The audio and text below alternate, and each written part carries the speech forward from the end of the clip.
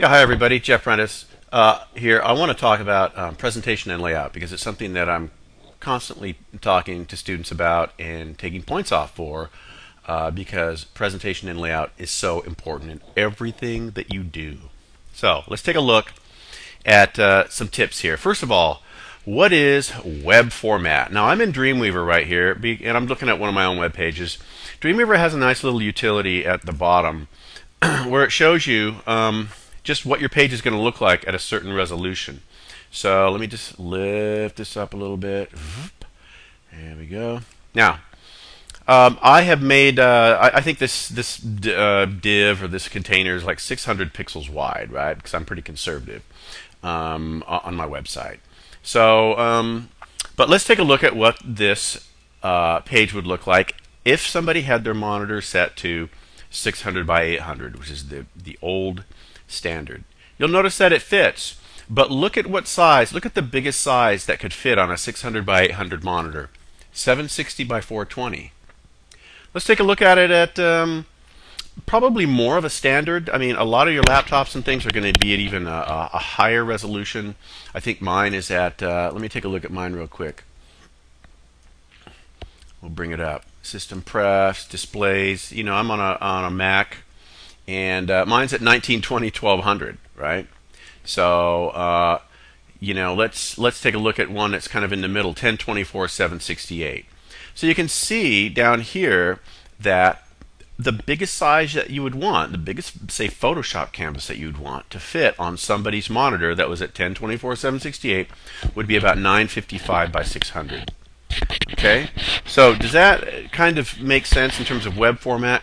In the online environment, we're very conservative in terms of making one size fits all, that 600, 800 resolution. Okay, but sometimes we need it a little bigger. So let's go over to Photoshop, and our assignment is to put two images together on one canvas so that we can critique it. It's an image analysis, right? So I have to make a decision. Am I going to stack these? Because, you know, the professor wants them on one canvas so that we can just pull up one JPEG, look at the images, make our decision on, you know, how good the analysis is, and make our own analysis, you know, observations, instead of flipping back and forth between two images. So do we stack these or do we put them side by side? Now, it'd be nice to have them side by side if the image isn't too small. So it's a judgment call, right, on your part. In this case, I don't know if we could get away with them being stacked. Now, if we were with them being side by side. But now, what would we do? White in the background color here. File new. What would we do if we wanted to go for that 955 by 600? Let's try it.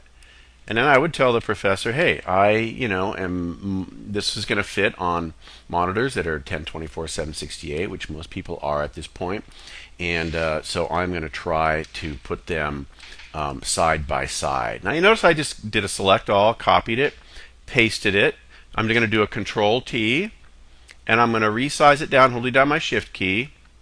Now keep in mind that in my decision whether to stack or whether to put side by side, I have to be able to see each image. My pet peeve is images that are too small. Okay? And so then we can't analyze them. I think that one's okay. Let's take this one. Control A, Control C, Control V, Control T, hold down my Shift key, move it over, move my layers over, little big.